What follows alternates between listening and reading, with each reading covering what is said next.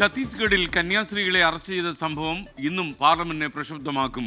വിഷയം ചർച്ച ചെയ്യണമെന്നാവശ്യപ്പെട്ട് ഇരു സഭകളിലും നോട്ടീസ് നൽകാനാണ് പ്രതിപക്ഷ അംഗങ്ങളുടെ തീരുമാനം.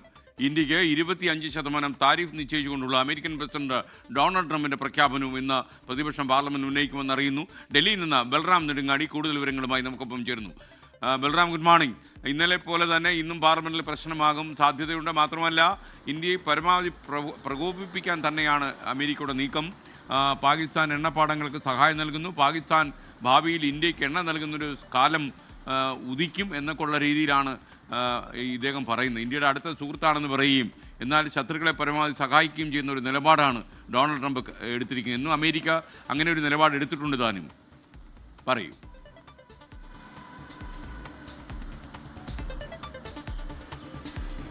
Very good morning S K N. തീർച്ചയായും അമേരിക്ക ഈ വിഷയത്തിൽ താരിഫിൽ എടുത്തിരിക്കുന്ന തീരുമാനം എന്നുള്ളത് ഇന്ത്യയെ സംബന്ധിച്ചിടത്തോളം ആ വിഷയത്തിൽ ഇപ്പോഴും കൂടിയാലോചനകൾ നടക്കുന്നു, സാഹചര്യങ്ങൾ പരിശോധിച്ചു വരികയാണ്. ഏതെല്ലാം മേഖലകളിൽ ഇത് ബാധിക്കും എന്ന് പരിശോധിക്കുന്നു എന്നാണ് കേന്ദ്ര സർക്കാർ ഈ ഡൊണാൾഡ് ട്രംപിൻ്റെ പ്രഖ്യാപനത്തിന് പിന്നാലെ പ്രതികരിച്ചത്. അതേസമയം ഈ വിഷയവുമായി ബന്ധപ്പെട്ട സർക്കാരിന് ഇന്ന് പാർലമെൻറ്റിൽ നിലപാട് വ്യക്തമാക്കേണ്ട സാഹചര്യം ഉണ്ടാകാൻ സാധ്യതയുണ്ട്. കാരണം ഇത് പാർലമെന്റിൽ ഉന്നയിക്കാനുള്ള ഒരു തീരുമാനത്തിൽ തന്നെയാണ് പ്രതിപക്ഷം.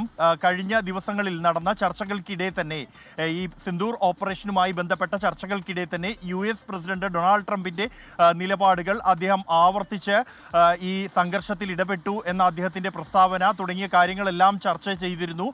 ഇതോടൊപ്പമാണ് ഇപ്പോൾ ഈ വിഷയം കൂടി ഉയർന്നു വന്നിരിക്കുന്നത്. ഇക്കാര്യത്തിൽ സർക്കാർ നിലപാട് വ്യക്തമാക്കണം എന്ന് ആവശ്യപ്പെടുമെന്ന് പ്രതിപക്ഷ നേതാക്കൾ വ്യക്തമാക്കി കഴിഞ്ഞു. അതോടൊപ്പം തന്നെയാണ് കഴിഞ്ഞ ദിവസങ്ങളിൽ സഭയ്ക്കകത്തും പുറത്തും പ്രതിപക്ഷം പ്രതിഷേധിക്കുന്ന രണ്ട് വിഷയങ്ങളാണ്. ഒന്ന്, ബീഹാറിലെ വോട്ടർ പട്ടിക പരിഷ്കരണം, ഒപ്പം തന്നെ കേരളത്തിൽ നിന്നുള്ള കന്യാസ്ത്രീകൾ അവരെ ഛത്തീസ്ഗഡിൽ അറസ്റ്റ് ചെയ്ത നടപടി. ഇതിനെതിരെ കഴിഞ്ഞ 3 ദിവസമായി തുടർച്ചയായി പാർലമെന്റിന് പുറത്ത് ധർണ നടത്തിയിരുന്നു. ഇന്നലെ നടന്ന ധർണയിൽ പ്രിയങ്ക ഗാന്ധി അടക്കം പങ്കെടുത്തിരുന്നു. തുടർന്ന് പാർലമെന്റിൽ സമ്മേളിച്ച ഘട്ടത്തിൽ ഈ വിഷയം ചർച്ച ചെയ്യണമെന്നാവശ്യപ്പെട്ട് ഇരു സഭകളിലും നോട്ടീസ് നൽകിയിരുന്നു. ഇന്നലെയും നോട്ടീസുകൾ ഇരു സഭകളിലും തള്ളിയെങ്കിലും ലോക്സഭയിൽ ശൂന്യവേളയിൽ വിഷയം കേരളത്തിൽ നിന്നുള്ള 3 അംഗങ്ങൾ KC Venugopal, Kodikunnil Suresh, Francis George എന്നിവർ ഉന്നയിച്ചിരുന്നു.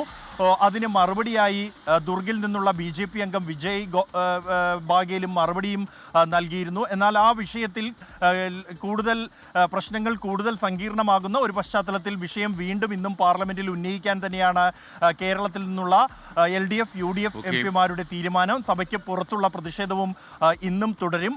ഇതോടൊപ്പം തന്നെയാണ് ഈ വിഷയത്തിൽ വോട്ടർ പട്ടിക വിഷയവുമായി ബന്ധപ്പെട്ടുള്ള പ്രതിഷേധങ്ങളും തുടരുമെന്നാണ് അറിയാൻ കഴിയുന്നത്. SKN. ലോകത്തെവിടെയായാലും ഏത് സമയത്തും 24 വാർത്തകളും ഓഗ്മെന്റഡ് റിയാലിറ്റി പാക്കേജുകളും എക്സ്പ്ലെയിനറുകളും വിശദമായി കാണാൻ ഞങ്ങളുടെ YouTube ചാനൽ നിങ്ങൾക്ക് സബ്സ്ക്രൈബ് ചെയ്യാം.